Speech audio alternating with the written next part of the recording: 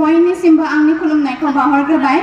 आं भुमिका दैमारी खैराबारि दख'रा दुलाराय बर' फरायसा आफादनि जानानै बेवहाय बाथ्रा दान्थेफैदों। आंनि आयदा महरै दंमोन एगेन्स्ट द मशन। थामहिनबा फरायसा जिउआव बाइक आरो स्कुटिनि गोनांथि दङ। नंगौ, बे बाथ्राया थार। मानो होनोब्ला फरायसा सम होननानै बुङोब्ला जों अनलि क्लास 10 बा 12 स्टेन्डार्डखौल' बुङा। फरायसा सम होननानै बुङोब्ला जों एज ए होल लाइफखौ बुंगोन। मानो होनब्ला मानसिफोरनि सोलोंनायनि जेबो सम सिमना गैया। अब्ला बे लाइफआव जोंनि लाइफआ इजि जानो थाखाय जोंनो बाइक स्कुटिनि गोनांथि जानानै फैखाथारो। आरो आदामोना बुंलांदों जे बाइकखौ मोजां खामानियाव बाहाया होननानै। आरो बेवहाय बाइक आरो स्कुटिनि मा गोरोन्थि? बेवहाय बाहायग्रानिसो गोरोन्थि दं होननानै आं बुंगोन। मोनसे फिसा एग्जाम्पल मोननो हायो, ड्राग्स। बे ड्राग्सखौ मोनफ्रोम मुलियाव होनाय जायो, नाथाय बे मुलिजोंनो जोंनि देहानि बेराम आजारफोरा हामो।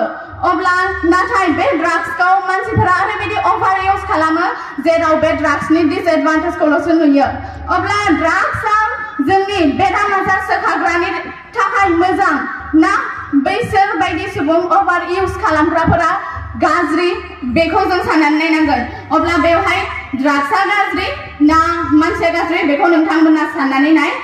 बेबादिनो बाइक आरो स्कुटिनि बेलायाव बाइकखौ मोजां खामानियाव बाहायब्ला मोजां, बाहायग्राया जुदि गोरोन्थि बाहायदोंब्ला बेयो अरायसम गोरोन्थि। आरो बेनि अनगायैबो जों खाथि खाला जोंनि जेरैबो गोजौ फरायसालि बा जायखिजाया फरायसालिमाफोरा गायसनजानाय गैया। अब्ला बेवहाय थांनो जों साइकेल लानानै एसेबां गोजान गोजान किल'मिटारसिमथ' जों हान्थिलांनो हाया। आरो बुंदों बासनि खोथा। बासआ मा? बिसोरनि टाइम बादि सोलिगोन। फरायसालिनि टाइम बादि फरायसालिनि रुल बादिथ' सोलिया।